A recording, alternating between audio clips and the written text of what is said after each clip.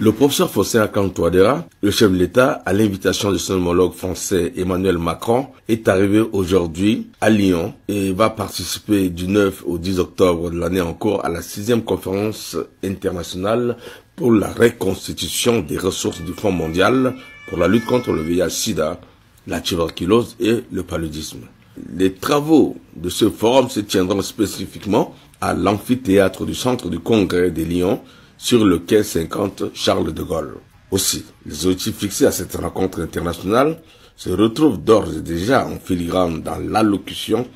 que prononcera le président français à l'ouverture de ce forum. Le slogan « Accélérons le mouvement », je précise, vers la santé en général.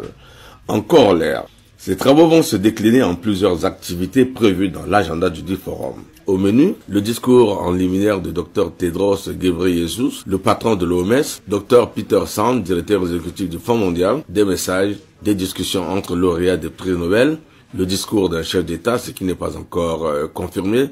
suivi d'une table ronde. Il sera alors question d'ici là de mobiliser 14 milliards de dollars américains, soit une bagatelle de plus de 27 milliards de francs CFA environ au taux actuel des transactions, et ce pour la période 2021-2023, et servira à soutenir les efforts des pays, à sauver la vie de 16 millions de personnes, à prévenir 234 millions d'infections et à éradiquer le VIH, la tuberculose et le paludisme.